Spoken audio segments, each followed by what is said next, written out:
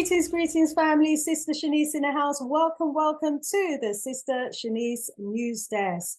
Today's story is going to be talking about President Ruto witnessing the signing of a deal to deploy 1,000 of his Kenyan security forces to Haiti. Let me pull this up on screen. It was reported in the Star newspaper that President Ruto was actually in the US to witness the signing of an agreement between Kenya and the foreign affairs ministers from Haiti to go into Haiti with 1,000 Kenyan soldiers. Now, Haiti has been through so much, as we know. How could William Ruto decide to bring troops or security forces into Haiti when there are so many problems and troubles on the continent itself? Now, we know that Haiti has problems with gangs, but the question we have to ask ourselves is, who is arming these gangs? Who is giving guns and training these gangs to be violent in Haiti? Isn't this similar to the same sort of so-called terrorist activities that were supposedly happening on the borders of Niger and Burkina Faso and across the Sahel region? Same game, different name. Well, you know, they've signed this agreement today. We're very concerned about it. You know, we want peace in Haiti, but it seems that the signing comes as a result of a pact. A day after, the US President Biden was actually commending Ruto for willingly deploying his officers to the region. Now, obviously, from a Pan-Africanist perspective, it's very, very concerning indeed that we have presidents of African countries working in cahoots with American and other former colonizers to continue to colonize their former colonies. We should be working together as Africans to free ourselves from colonization. And here we are with a president, William Ruto, who's very disappointingly now working alongside and serving the interests of the UN and America instead of serving the interests of Africa. Family, let's go over to our beloved brother Ayo Kimathi to hear what he has to say on this matter. So today we're going to be talking about Haiti. Haiti, that Caribbean island that has been fighting, it feels like, for hundreds of years for the liberation of their people, but not only for their people, but for Africans everywhere. And they have certainly paid the price of being the first Caribbean island to have freed themselves from the clutches of the European enslavers. Well, today we're going to be speaking with Ayo Kimathi, also known as Irritated Genie, who describes himself as a Desililian. We're going to be looking at what this particular time in Haitian history actually means. And then we're going to go on to talk about the implications for Haiti, with the Kenyan forces making the decision to send 1,000 police officers stroke troops into Haiti. Welcome, Brother Kimathi. How are you? I'm doing fantastic. I'm honored to be here again. Yes. Oh, you know, we are privileged to have you here again, beloved. And, you know, Haiti has a special place in my heart because, you know, when I think of Haiti, I think of people like Boukman Dutty, I think of Francois Macanda, I think of Toussaint L'Ouverture, Destabilise, Padragine. There were so many revolutionary freedom fighters back in the day who did the works that needed to be done in order to free our people. And the people of Haiti have been suffering. But, you know, let me go over to you, beloved, because I know you've got a brief presentation that you would like to do before we go into the conversation. Cool. And I want to do this. I thank you for bringing me on. We did this all at short notice because none of us knew the day or time when Kenya would actually make this horrid decision to do this. And it's so, for me, there's a huge meaning in it because many years ago, there's a book called The Irritated Genie. Mm-hmm. And that it means the angry spirit. That's what the people of Haiti, when they were asked, how did you defeat all of these armies? How did you do this? They said, because we were possessed by the irritated genie, the angry spirit, to fight tyranny and oppression and to never allow oneself to be subdued and to become enslaved.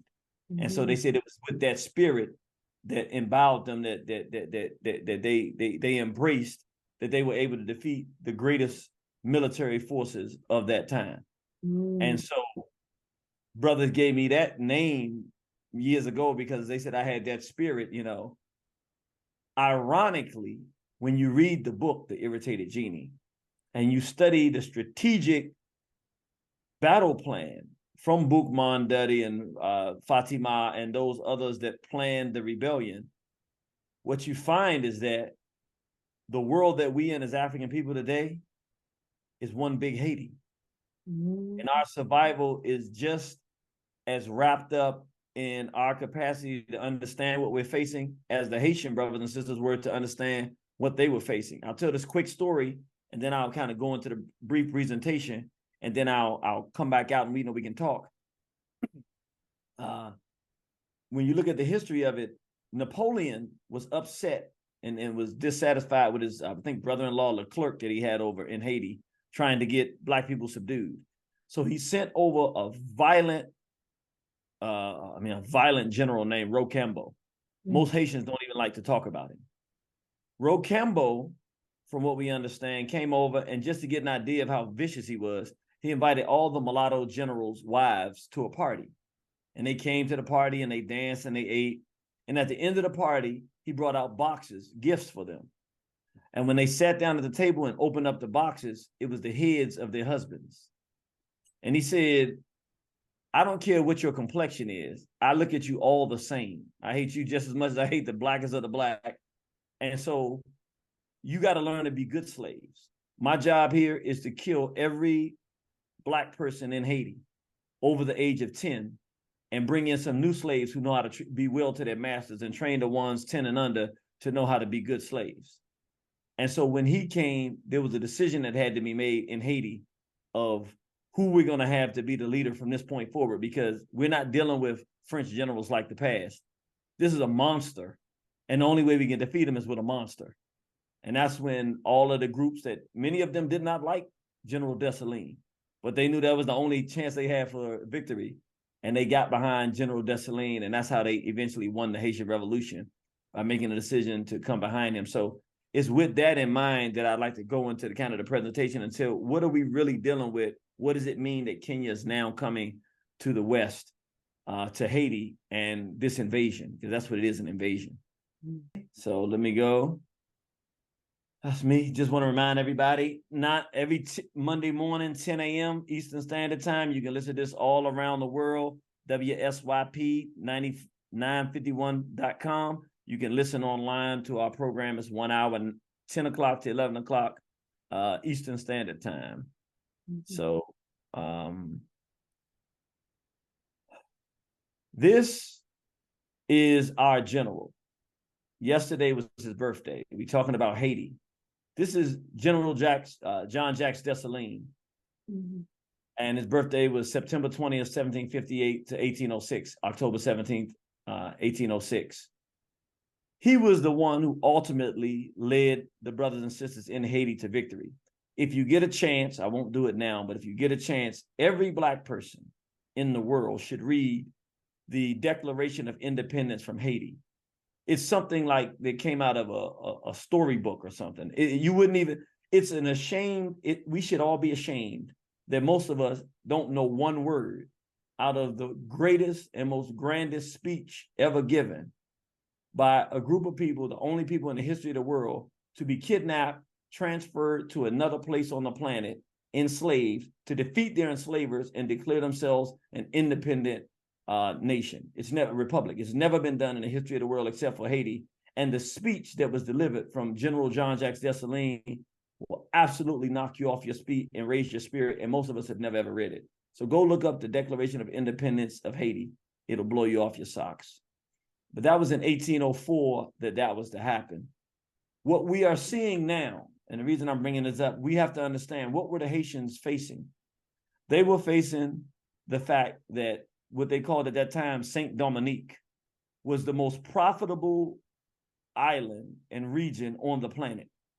More money from the sugarcane and the various things that they got from that island was being made from the French, the Spanish, and the British. So you had all of these different groups there, all of them vying for who could have the most power and bring the most enslaved Africans from Africa to this island to get their crops to make their money.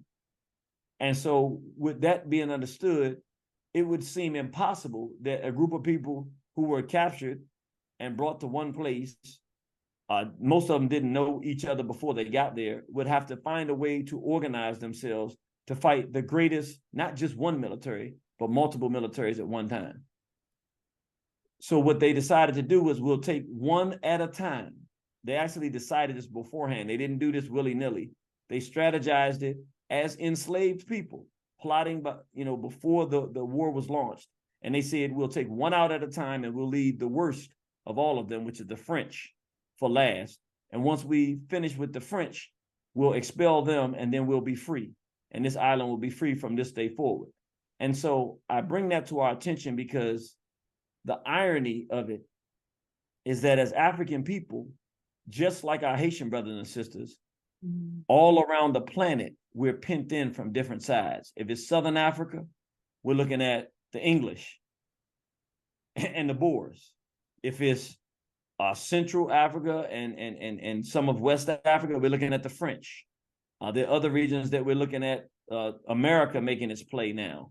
We're looking at the fact that we have some good support and a good, what I would call an alliance or a working relationship with Russia. So that's good news. But other than Russia, you have negative interests from Germany, the US, France, and Israel, every place you can think of on the planet.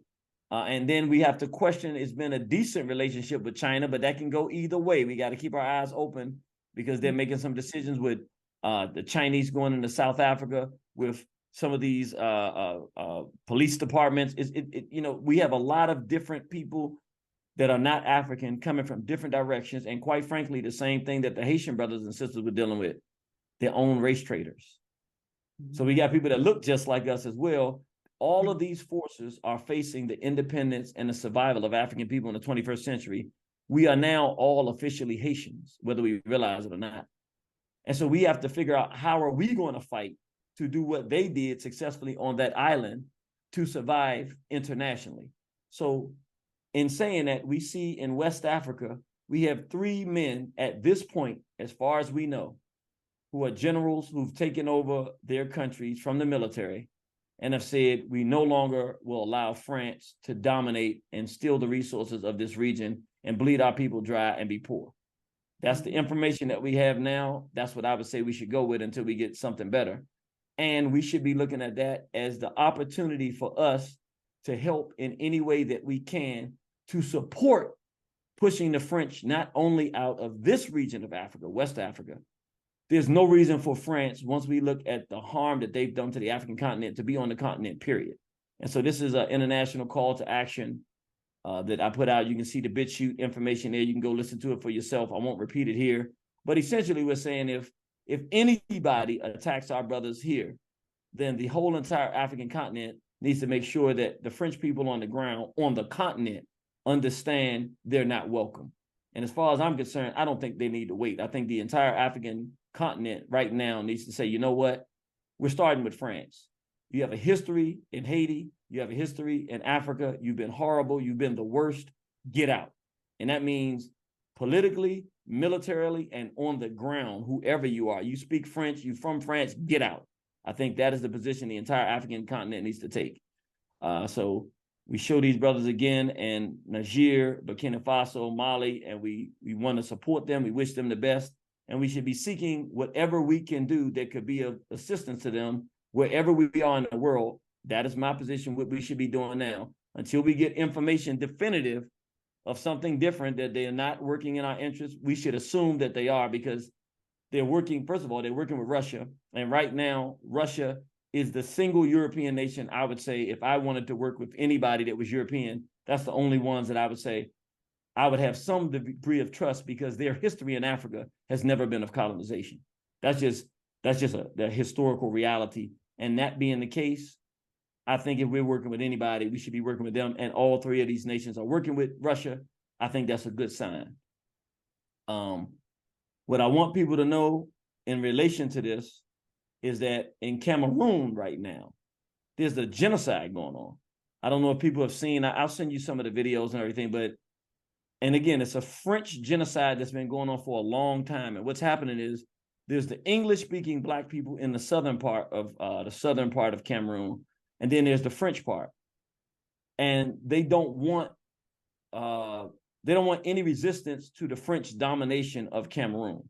What I can say from my personal knowledge from people who've contacted me from Cameroon and who are from Cameroon from around the world is that there's a serious homosexual pedophile culture in the French-speaking part of Cameroon, where they rape the little boys at a level that it's probably one of the worst levels in Africa. The only place I could think that might be worse that I'm aware of might be South Africa, but it's, everybody I talk to is aware of it. So it's not something that people don't know, but it's not spoken of. So part of the French imposition, when you're talking about what the French are doing in Africa, nobody talks about it, but the rape of the boys and girls. I mean, if you talk about what's happening in Cameroon, is the women are being raped at an incredible rate and murdered. Like, we're talking about a genocide that's happening in Cameroon. I'm only bringing it up because I think it's relevant to what we're talking about. When we're talking about what Kenya, and I'm about to talk about that, but what they're talking about doing in Haiti, we should have an understanding of what's happening here. The entire African world revolution and the assault on African people is all happening at the same time. As we have these generals that are taking over nations in West Africa, saying we're going to go forward and progressive, at the same time, we have European interests, European forces, and their supporters with Black skin, the race traders, the compares, the Blaise Compaorés of today, the Mobutus of this day, that are selling our people out on a genocide level. They're not just doing it for resources now. We're talking about right now in Cameroon, a genocide is occurring. So, and we know that the same thing, for the resources in Congo, something very similar is happening. So we're sharing this information because we're going to what's happening. We, as African people internationally, when we know what's happening, we can have an impact. We can support what's going on. When we look here, and we can have an impact. Kenya's president is committing his country to lead a multinational force to Haiti to combat gangs, September 21st. So the birthday of our great general, Jean-Jacques Dessalines, peace be upon him, September 20th, is his birthday. And on the day after that, now you have race traders, and I'm definitively calling Ruto of Kenya unadulterated, pure, aggressive, low-life race trader, a traitor of our people and our interests, sitting there skinning and grinning for white folks as he agrees to commit Kenyan military men of young age to go and murder the one nation of African people that defeated all the great nations of the world. And he's doing it at the bequest of Blinken, and anybody who knows what Blinken is, Israel, if that means anything, you know who he's talking to, who's really running the show. That's why we see here he's working. We say the U.S., we're going to stop saying the United States of America because it's not functioning as the United States of America. As bad as the United States of America is and has been to Black people, we have something worse that's in place now. We call it Western Israel. And that's what is happening now because those Israeli interests are what drive every decision that's being made in America today. So I want to be very clear about that. So Western Israel, formerly known as the United States of America, is sitting here with the Secretary of State skinning and grinning with the skinning and grinning president of Kenya, who is committing Africans to the extermination of the Haitian people. Why do they want Kenya to come in? And first, before I say why they want them, I want to talk about the irony of it, because I think this slide really tells the story. I don't think we could tell the story any more definitively than this. The freedom of Kenya came from the man on the left that we see here and the brothers and sisters who followed him under his leadership. His name is Ayo Kimathi. He had the Kenya Land and Freedom Party that is more generally known as the Mau Mau. These were the freedom fighters in Kenya that went from the bush, the Kikuyu, and said, look, we will not be colonized any longer. The English have to go. Now, I'm showing this picture to show, and I know that later in his life, he made some adjustments in Uganda and began to take a different course of action and eventually expelled the Israelis from his country and the Indians and other groups that were exploiting the country in Uganda. But in his young days, he was a strong man, a military strong man for the English in Uganda. He was sent to Kenya for the express purpose of hunting down and killing the Mau Mau. His early life as a military man, Idi Amin, a huge, powerful, strong-built Nubian. He's actually, most people don't know, he's actually a Nubian.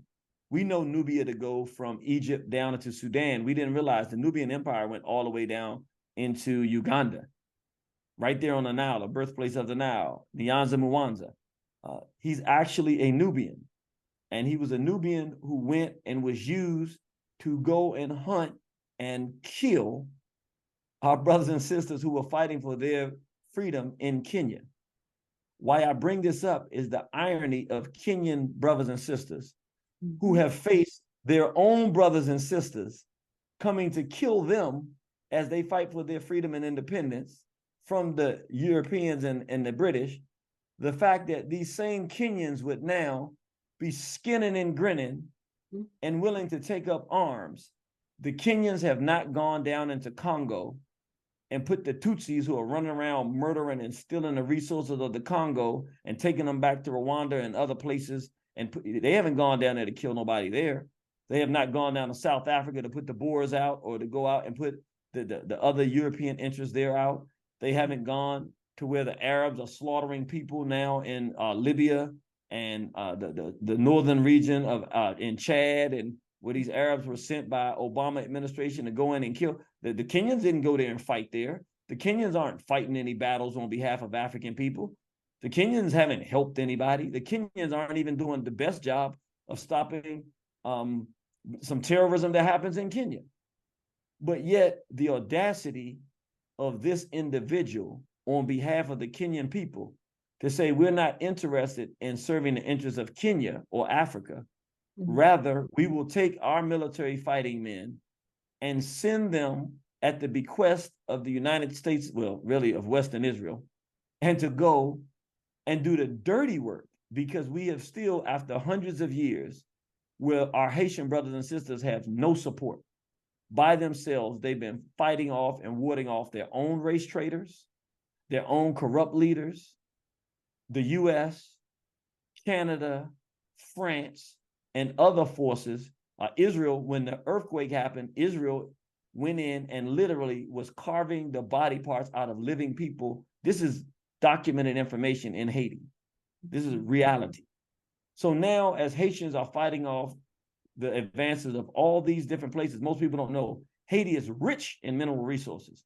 I mean, they have incredible wealth in Haiti, but they have not had a chance to garner that wealth and use it in their interest because they're fighting so many forces. At this point in time, now we see Ruto. And Brother Amos did a fantastic, for those who have not seen Brother Amos's lecture, you got to come and see what he did with Sister Shanice. It was outstanding because the information he gave was so critical for us to understand. I want people to understand what we see happening here. At the same time we see this, you can see this September 14th. This was just a week ago. At the same time, he's sending the physical military men to Haiti to exterminate our Haitian brothers and sisters, and we'll talk about what that's about when I come out. But I just want to give a show of what's happening. At the same time that's happening, the Supreme Court in Kenya is legalizing and normalizing LGBT. And the people I've seen the videos are on the ground irate. And the parliaments are saying we don't want to accept this, but Ruto is selling the country out and using the Supreme Court to do it as a justification. He's been bought and paid for by Western Israel. That means the LGBT, that means go to war and kill Western Israel's enemies in the West, which are Haitians, who have maintained their independence and continued to fight for freedom for a couple of hundred years now, using Africans to do it. I'm going to show this picture to show the relevance. We showed this last time I was on here, talking about, if you look at this map, everywhere you see that is white is where the LGBT has conquered those regions. Where you see there's still color is the places that are resisting this and outlaw LGBT. You can see East Africa is the strongest region on the planet in the resistance of LGBTQ. Ruto is the definition and the source problem for East Africa. If he is allowed to continue in rulership of Kenya, then it will collapse East Africa, the acceptance of LGBT, the men will be weakened, the culture will be destroyed, and East Africa will be open for the complete exploitation of the African continent. At the same time that's happening, real men are standing up in West Africa, pushing the homosexual LGBTQ French out of Africa and saying, no, we're going to be real men. We call that One Africa. I don't even call it Niger, Burkina Faso, and Mali anymore. I call it One Africa. They're showing us the way to unite and unify, and they're doing it, so I call them One Africa. So One Africa is saying we're going to be men, Black men, African men, with Black women, Black children, Black families, and controlling Black resources for African people, while the West is coming in through Ruto on the East and Ado on the West. I'm going to just make it plain. Ado is the race trader of the West in Ghana, and the race trader of the East is Ruto. And how do you know? The easiest way for people to make an assessment, if they're pro-LGBT on any level, you can just go ahead and know they're working on the interests of the West. That's the easiest way to know. And I'm going to come out in a minute, but I want everybody to do this. Get you a copy of this book, because what we are facing internationally now is, this book is a microcosm. Our Haitian brothers and sisters, what they were facing then is what we as African people internationally are facing now. We are surrounded by different groups who are more militarily powerful than us. And if we don't organize ourselves and recognize the threats that we face and who we can work with and who we cannot, we will be exterminated in the 21st century. However, by the same token, like the Haitians realized, they had the numbers.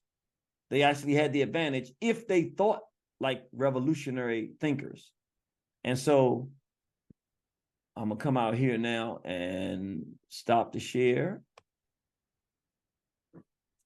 What we need to do now is recognize this. We have to think like the Haitians, not think about the extermination that we're facing, but think about the power we have. And the power we have is this: there's no other race of people anywhere in the world who are strategically located in the numbers that we are internationally. With the skill capacity that we have every doctor, every electrician, every mechanic, every skill you can think of that they have in the West, we have some Black person that are involved in it. In the East, we have the land, we have the culture, we have the access to food, we have really everything we would need. We have the mineral resource. And now, because they've come with the West with all of these machines to steal the resources, if we put them out, do it the right way, we have access to the tools to get our own resources. We don't have to start from scratch. We have everything we need except the plan. We have to have a plan for our survival, because we have race traders amongst us. In the Haitian Revolution, the first thing they did before they did anything, so we got to get rid of race traders. And they went on a Mobutu shopping spree. They said, wherever the race traders are, they got to go, because there's no way we can lift ourselves out and be fighting ourselves at the same time. And so even as they went in the revolution, it was slowed down, because even people like, quite frankly, like Toussaint Louverture, he was more interested in being a friend with the West than a person like Dessalines that said, I don't got any friends unless they're Africans that want freedom. The Polish were the only group of white folks they sat down with. The Polish said, we'll fight with you because we don't like what the English are doing and the French are doing. And so they gave Haitian citizenship to the Polish, and the Polish fought with the African brothers and sisters against the French. And to this very day, those same Polish people are in Haiti, and they don't have a problem there because they fought against the French. What we have to do now as African people is produce the plan of action, because the African world revolution is happening right now. It's not coming. It's not tomorrow. It's now. We don't have time to fit. We got to go now. We got to. In fact, I'm going to say this and I'm going to turn it back over to you because I know you got some questions and comments. I'm actually involved in, we're raising funds now. I'm taking a delegation to Africa. Not going to say exactly where, but let's just say it's time. A one Africa in our lifetime, we can actually do it. I think most of us, and I don't know what you feel, but I never thought in my lifetime I could actually see one Africa. I thought that was was a dream that we have to push towards. But with these three brothers in one Africa now, that's the fact that I call it one Africa, what I know is we can do it. It's right at our fingertips. We even have partnerships with a powerful nation like Russia. There's no reason, there's nothing stopping us. Just our own interest, our own sight, our own vision, and our own capacity to say, what are we waiting for? And so we're raising funds now to go with my delegation. I'm taking some serious people like yourself, and we're going to go over and we're going to help it happen. And so I'm just letting people know that. And if I get a chance before it's over, I'd like to tell them where they can cash app. They have cash app so that they can support. We're raising $40,000. I'm very serious. It's nothing to wait for now. The war that our Haitian brothers and sisters launched for their liberation in 1791, the African world revolution is happening right now. These three brothers have helped to launch the war, and now the rest of us have to find our place in it. Absolutely. Thank you so much, Brother Ayo Kimathi, for that very informed presentation there. And you know what? There's so much that jumped out for me in that presentation, especially when he was talking about, you know, the pattern of events. You know, it seems as though we're repeating, you know, and going through today what our Haitian brothers and sisters were going through back then in the late 18th century. We have the Americans, the French, the Spanish, the British, you know, all on the African continent, all, you know, destabilizing the regions as well, so that we can't have peace, that we can't grow and develop as a nation. And unfortunately, you know, we've got those treasonous ones among us who, you know, are sitting around the table and planning alongside the enemy our destruction and our demise. And, you know, so we've got a situation now where about 1,000 Kenyan officers or army personnel are going to be going into Haiti. They've not long got rid of the UN, the United Nations. And we know only too well the horrors that they suffered for decades under the United Nations, the rapes and all the sex allegations that was going on there. And then they were like being held hostage at gunpoint on their streets. And now, because the Europeans decided they don't want to be the face of the hostility anymore, they're getting people who look like Haitians to be the oppressors on their land. I mean, I've been hearing from some Haitian people, and they're not happy about this at all. They've got this president now, this interim president, who is working with the Americans, the same Americans who are accused, alongside the Colombians, of murdering the former president, elected president. who was starting to make some progress towards bringing some normality into the country. And so, you know, everywhere I look, I'm seeing major destabilisation. I mean, what do you see as the future now for Haiti? It's called It Depends. And this goes back to what I'm saying. I really think it depends. Historically, when we ask these questions, we ask them from the perspective of analysis and prediction. What we have to do now as African people, we have to become part of the discussion. The question is not what will happen in Haiti. The question is, what will we do about what Kenyan president is doing in committing genocide? So we got to change the language and the narrative. We need to make this our narrative, because this is the real narrative. Let's forget about what they're saying, because if we go with their narrative, we're going to die. And we're going to die saying it was called support. No. What is happening is, no matter how much military invasion has occurred in Haiti, the Haitian people are still standing. The West has not been able to kill them. So instead of a full U.S. invasion or Western Israel invasion, what they want to do now is so that they can resolve themselves of the responsibility of the murder of these Haitian brothers and sisters, and so they can not have to do it and face anybody dying. Because the Haitians will fight back. If they fought back then, they're going to fight back now. It's in their blood. It's in their spirit. It's who they are. So the intention is to commit genocide against our Haitian brothers and sisters, but to use a black force to do it. So what will happen? Whatever we let happen. See, we have to understand, we have a diaspora. You're doing a radio program now. You're doing this live stream. We're talking. When this hits the minds of people, the people on the ground in Kenya have to say, wait a minute. Who is the government? This one race traitor? Or all of us as Kenyan people? Do the Kenyan people say, what'll happen? Nothing's going to happen, because we're not going to let one of our sons go. Do the mothers of those Kenyan men in the military say, not one of you will dare go to an African nation and do any policing, nothing. You police our streets here. What you need to do is they need to tell the military, you have a president that has raised taxes so high that I'm talking to people on the ground in Kenya. This is the way that they've done it. And Brother Amos broke it down better than I can, but essentially he's raised taxes to make it impossible for the people to survive so that they can't resist. See, if you can't eat, if you can't pay your bills, if you can't have a place to stay, if you can't buy food, you're struggling so much to survive that he can commit treason on behalf in the name of the Kenyan people.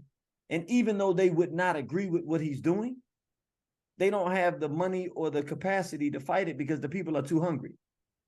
And so even if people go against the president, he can easily shut down anything, because he'll just say the reason you can't eat is because these people are causing problems. The people of Kenya need to say, since you want to raise taxes, then you and your family gonna pay those taxes. Since you Ruto, since you can raise the taxes, you can't be comfortable anywhere, and we're not comfortable. The taxes are high, they high for you too. And since you believe they should be raised, you got to pay the highest taxes. And since you're taking the taxes, the tax bill away from these European companies that you're letting come in with the GMOs and these different things that you're doing, and you're letting these LGBT come in and pay the little boys to get involved. I got people now sending me all these groups. You had the young man that came on there and talked about how they pay the NGOs pay the children to participate in homosexuality. You had him say, that wasn't me. That was somebody on the ground. We should say, since you're doing that, then you need to pay for that. And you need to pay reparations to every child that was molested and got involved in this, since you're letting these NGOs exist in this country. The people of Kenya need to turn on Ruto and say, you have to pay, and your family has to pay. See, the people have to take power. Then we wouldn't be asking the questions, what happened in Haiti? What is happening now? You're doing your job. You're bringing me on. You're saying that this is wrong. I'm saying that this is wrong. I'm here saying it. Everybody has to put themselves in the fight. Absolutely. Yeah, this is what we need, an outrage, an outcry from the people everywhere, as we did with Tinubu and Nigeria when they were, you know, scheming and plotting to try and invade Niger. I mean, so many Nigerians actually came out in protest against it. You know, he was on the verge of being toppled. Had he gone ahead, he definitely would have been toppled as a president, because, you know, such was the extent of the outrage. And I think that is exactly what needs to happen here regarding the proposal from Kenya to actually go into Haiti. And I like what you said there as well. You know, the parents of those soldiers and the soldiers themselves need to refuse to go into Haiti, to invade a fellow African country. I mean, touch one, touch all has got to be the message. That's right. The Kenyan people need to have a national day of absolute outrage where they say, listen, we're shutting down the country of Kenya. That means if you're a Kenyan business that does things, we're going to give you money. But nothing international is getting $1. And you will not have anything open in this country until you say, no, we're not going to invade Haiti. The LGBT, every LGBT thing in this country has to go. Every flag, every book, everything has to go. They need to say, we're taking our country back, and you don't have an option. The military are our sons and daughters. You will not do nothing about it but side with us. The Kenyan people have to take power back and tell this race trader, really go home. You're out of here. Or at the very least, we're shutting this thing down. Yeah, the Kenyan people have to do it right now. We need to see the Kenyan people on the streets, like we have been seeing the people in Niger on the streets, you know, demanding that the ambassador from France leaves. You know, we need to see the same level of campaigning happening now in Kenya in response to this decision, this outrageous decision to suggest that they're going to send their people in to invade Haiti. And here's the thing: how do you have the money? You don't have the money to bring down taxes so that your people can afford electricity and food, but you got money to send troops over to another foreign country. Right. No. When, as you said, you know, there are pressing issues that need to be addressed on the continent itself. You talked about Cameroon and what's happening there between the French-speaking and the Anglophone speaking people in Cameroon. And, you know, right across the Sahel regions, on all of those borders, there are so-called terrorism. There's so-called terrorism happening. There's so many matters that need to be addressed on the continent, yet Ruto is going to take his men, or is proposing to take his men all the way across to Haiti. Well, I certainly hope the people of Kenya put a stop to that and make sure that that doesn't happen. The people of Haiti, they need our support, all of our support. They have been fighting for us for hundreds of years. Family, let's show the people of Haiti that we have their interests at heart. Let's make it clear to Ruto that he is not wanted in Kenya. Let's make it clear to him that his men need to stay at home. No to bloodshed, no to our men and our people being used by outside forces to oppress our people. That's totally unacceptable. Ayo Kimathi, let's have one or two closing remarks from you before we go. Yeah, I think we hit the nail on the head. I would ask, and I would also say, we need all the other African nations to hear the same thing. It shouldn't just be Kenya. The people on the ground in Uganda that hear this should say, you know what, Kenya, you can't do that. Right. The people on the ground in Tanzania need to say, Kenya, you can't do that, because if your government does that, then maybe our leaders will think they can take money and sell us out like that too. Kenyan, and in every place in East Africa and West Africa and Southern Africa needs to say, this is treason. Yes. We will not tolerate an African nation being used to use African bodies to kill Black people in a sovereign nation. We will not participate, and we won't allow you to participate. And then that will determine what happens in Haiti. Ashe. Thank you so much, Brother Ayo Kimathi. Let's hope this message reaches the ears of the hearts of the people of Kenya and to all of the neighboring countries in the East African region. We all need to come together and condemn this treasonous act. Thank you so much. Thank you. Thank you. Once again, thank you so much, Brother Ayo Kimathi. It's always a privilege and an honor to have you on the Sister Shanice show. Family, please do share the video. Please do like. We want everybody on the continent of Africa to be coming out in protest against the decision of Kenya to send 1,000 troops into Haiti. The last thing we want is for Africans to be fighting Africans, for blood to be shed, for African blood to be shed. There's enough terrorism, there is enough hell that we as Africans are facing. We certainly don't need any more at all. So people, let's make our voices heard. Let's make sure that the president of Kenya is aware that we are totally opposed to the invasion of Haiti being disguised as security support. Sister Shanice, out of here for now.